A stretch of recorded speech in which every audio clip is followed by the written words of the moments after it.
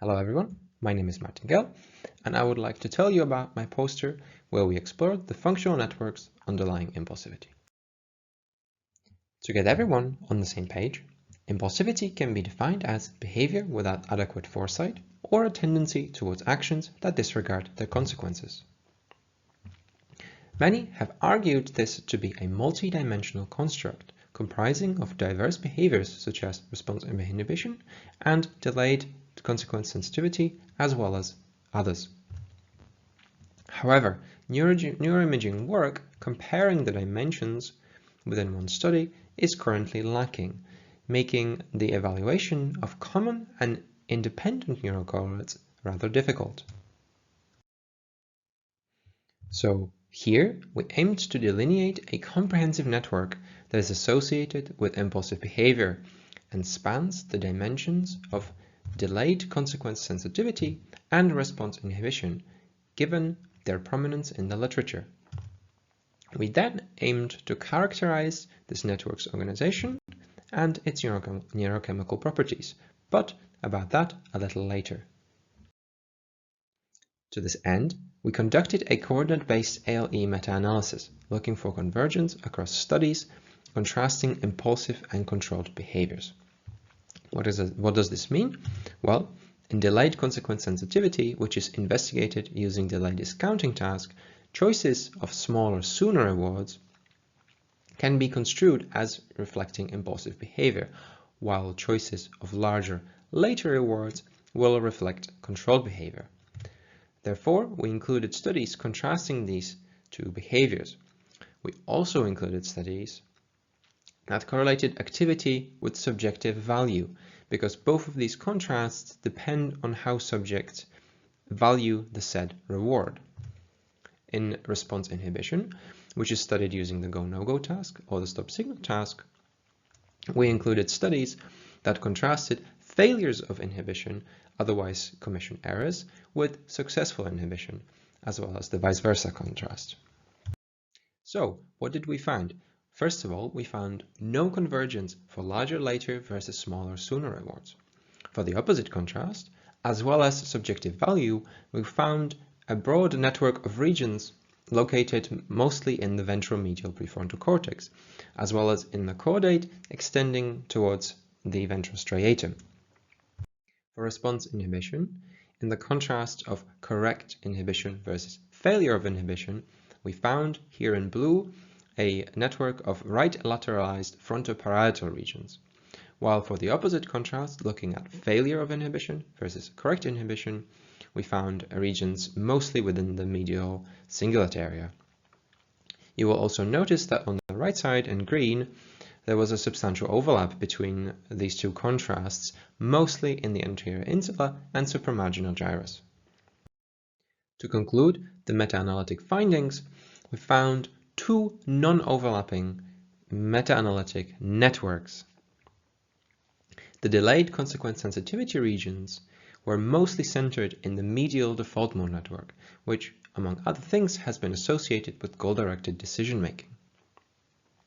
The response inhibition regions were distributed over higher-order networks associated mostly with executive function.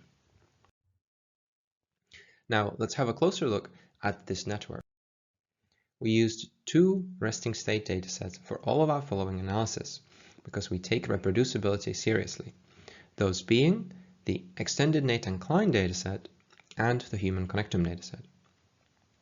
Here, we calculated the functional connectivity between the meta-analytic nodes as well as between the nodes and the rest of the brain. This was because we wanted to do two complementary analyses.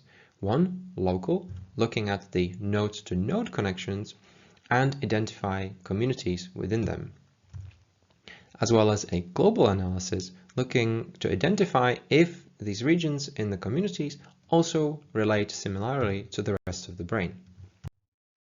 So we found four communities. One comprised completely of the delayed consequence sensitivity regions, while the remaining three were comprised of the response inhibition regions. Interestingly, we found that most of these regions in the delayed consequence sensitivity community also related similarly to the rest of the brain. Next, the first of the response inhibition communities comprised of regions usually referred to as the salience network.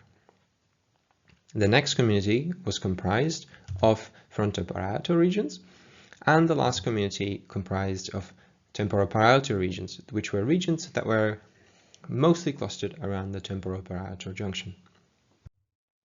Again, interestingly, we found that regions in these three communities all relate to the rest of the brain in a very similar manner. Finally, to come full circle, we were interested if the community organization related to impulsivity on the molecular level, as neurotransmitters play an important role in impulsivity theorizing. For example, psychostimulant medication in ADHD, serotonin in aggression, and dopamine in addiction. So we correlated the integration and segregation within the communities I just showed you with the three neurotransmitters I just mentioned.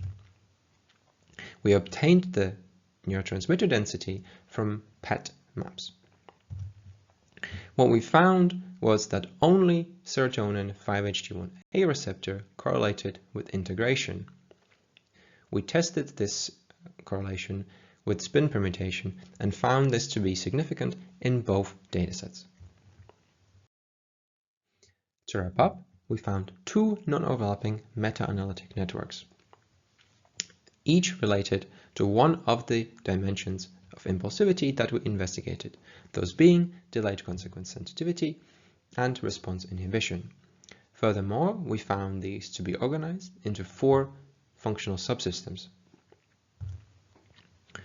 Next, our findings suggest that serotonergic modulation of behavior such as in aggression may be linked with network integration. Therefore, our findings reinforce insights from the behavioral research and provide substantial evidence for the multidimensional nature of impulsivity on the neural level. With that, I would like to thank you for your attention, and also I would like to thank my supervisors. I would be more than happy to talk to you about more details at my poster, which you see the number of on the screen. Thank you very much.